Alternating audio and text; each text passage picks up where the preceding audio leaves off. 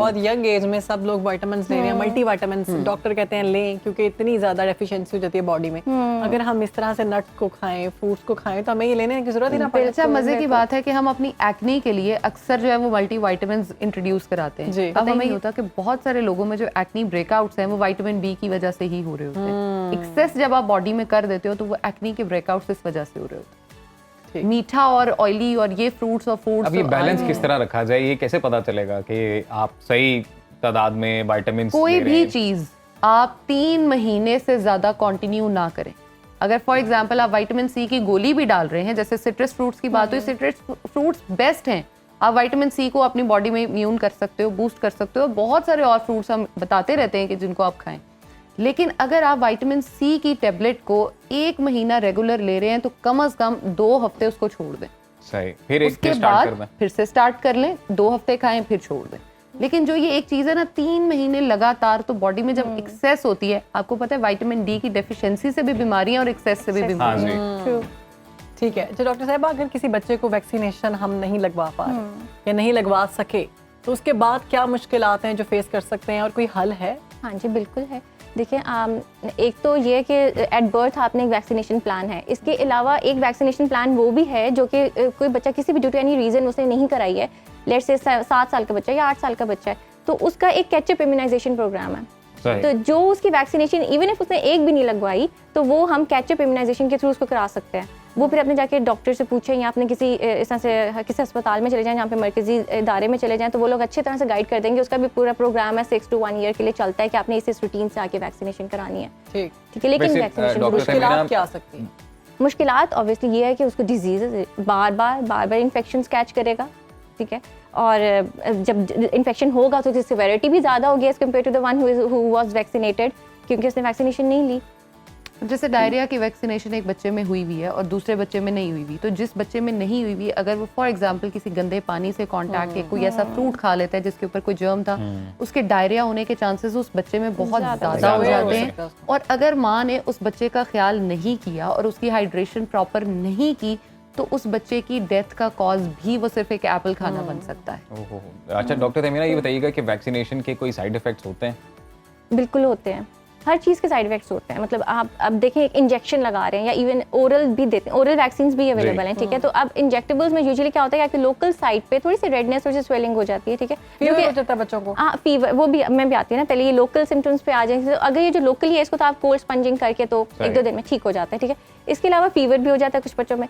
Fever के लिए भी सिंपल, बिल्कुल लो ग्रेड सा फीवर होता है, आप सिंपल पैनाडोल दे दें तो वो ठीक हो जाता है। इवन वैक्सीनेशन कराने से पहले भी दे सकते हैं। ठीक है, ताकि हो ही ना, और अगर हो गया तो आप दे दें पैनाडोल। और इसके अलावा भी कुछ 1-2 और साइड इफेक्ट्स भी हैं जो कि बिल्कुल 1-2 वैक्सीन से होते हैं, लेकिन उनके भी अगर हाई ग्रेड फीवर हो जाए, ज़्यादा बुखार हो जाए, लंबा चला जाए, यूजुअली जो साइड इफेक्ट है ना वो 1 हफ्ते के अंदर ठीक हो जाता है। अपेयर भी 2-3 दिन तक आ सकता है और उसके अंदर ठीक हो, लेकिन अगर ये लंबा चला जाए तो फिर फौरन आप डॉक्टर से मिलें। अच्छा डॉक्टर साहिबा और डॉक्टर ज़ैनब साहिबा एंड डॉक्टर तमीना साहिबा, आप दोनों के लिए एक सवाल है, और वो ये है कि हम लोग जो डेवलप्ड कंट्रीज़ है वहाँ पर एक ट्रेंड देखते हैं कि कोई भी खातून है जो लाइफ प्लान कर रही हैं या जो एक्सपेक्ट कर रही हैं, वो लोग प्रॉपर टेस्ट्स होते हैं, उनके डेफिशिएंसी टेस्ट्स होते हैं ताकि जो बेबी आने वाला है वो हेल्दी बेबी हो। पाकिस्तान में अनफॉर्चुनेटली ऐसा ट्रेंड नहीं है, और फिर कई कॉम्प्लिकेशंस बन जाती हैं, ख़वातीन के लिए ही ज़्यादा मसाइल बन जाते हैं। तो इस चीज़ की अवेयरनेस कितनी ज़रूरी है और किस सतह पर ये अवेयरनेस होनी चाहिए, किन ट्रेंड्स को फॉलो करना चाहिए? हामला खातून में भी देखें, since we are talking about vaccination, तो उनमें भी वैक्सीनेशन लगाई जाती है, स्पेशली टेटनस की 7 और 8 मंथ में एक इंजेक्शन लगता है। ठीक है, इसके अलावा डाइट तो उनको हमेशा गायनेकोलॉजिस्ट बताती है कि आपने कौन सी डाइट प्रॉपर रखनी है। उनको सप्लीमेंट्स दिए जाते हैं क्योंकि उनकी नीड ज़्यादा है, उनको सप्लीमेंट्स देने में कोई हर्ज नहीं है क्योंकि उनकी रिक्वायरमेंट ज़्यादा है। ठीक है, तो उनको आयरन और कैल्शियम दिया जाता है बूस्ट अप करने के लिए। एग्जैक्टली, फॉलिक एसिड दिया जाता है। इवन बिफोर कंसीव करने से पहले ही 3 मंथ्स पहले एडवाइस कर देते हैं, व्हेन यू आर प्लानिंग, तब भी एडवाइस कर देते हैं कि आपने 3 मंथ्स पहले से फॉलिक एसिड लेना है। ठीक है, वंस यू हैव कंसीव तो फिर आप आयरन और कैल्शियम एंड तक और मल्टीविटामिन्स एंड तक कंटिन्यू करें और उसके साथ साथ वैक्सीनेशन कराते रहें।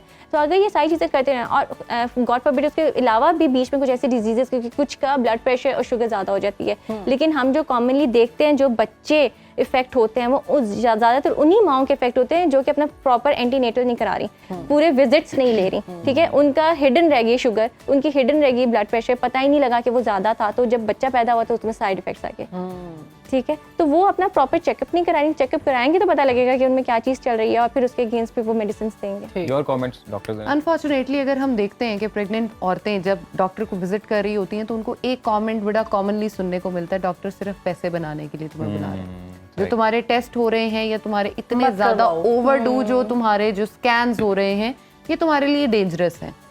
ठीक है, हम टू सम एक्सटेंट समझ लेते हैं कि वो डेंजरस हैं, लेकिन क्या माँ की ज़िंदगी से ज़्यादा भी इम्पॉर्टेंट कोई चीज़ है? सवाल यहाँ पे पैदा होता है। अब अगर आपने अपने बच्चे को या अपनी बेटी जो भी आपकी है, आपने उसको डॉक्टर के पास नहीं जाने दिया, ठीक, उसमें आपको नहीं पता कि अंडरलाइन डिजीजेस क्या हैं, उसके CBC लेवल्स क्या हैं, उसका HB कितना रहा थ्रू आउट प्रेगनेंसीज, आपको कुछ नहीं पता। अब by the time of delivery आपने उसकी किसी चीज़ को मॉनिटर किया ही नहीं हुआ थ्रू प्रेगनेंसी, आपको कैसे पता कि उसका BP शूट हो सकता है या नहीं हो सकता? इसीलिए हम देखते हैं कि बहुत सारे जितने भी हमारे नॉर्दर्न एरियाज हैं या हमारे ऐसे रूरल एरियाज हैं जहाँ पे टेस्ट नहीं कराए जाते, वहाँ पर औरतें बहुत ज़्यादा सफ़र करती हैं। बिल्कुल। और by the time of delivery या माँ की डेथ हो रही होती है। एंड पे मैं बहुत इंपॉर्टेंट क्वेश्चन मेरे जहन में आ गया, जैसे बहुत सी खवातीन है वो नहीं विटामिन खा सकती, प्रेग्नेंट खवातीन की बात कर रही हूँ, तो एक तो वो अगर विटामिन नहीं लेती तो क्या नुकसान होता है, आपने वन लाइनर बताना है, और दूसरा आपने ये बताना है कि कौन सी ऐसी फूड उस पर वो खा सकती हैं अगर वो विटामिन नहीं ले सकती, स्मेल आती है, वॉमिटिंग इशू होता है, नोजिया, ये वो, तो इस पे बताइए। Sorry, you carry on please, you carry on. Simple सी एक चीज है कि आप ये समझ लें, जो खाने का दिल करता है ना वो खाएं, लेकिन अच्छा खाएं। मैं सिंपल हमेशा ये बात कहती हूँ कि ओवरडू ना करें, ना देसी घी के चमचे भर भर के पिलाएं उसको। ठीक है, देसी घी अच्छा है, लेकिन अच्छा खाएं, जो उसका दिल कर रहा है उसको खाने दें, मौज करने दें।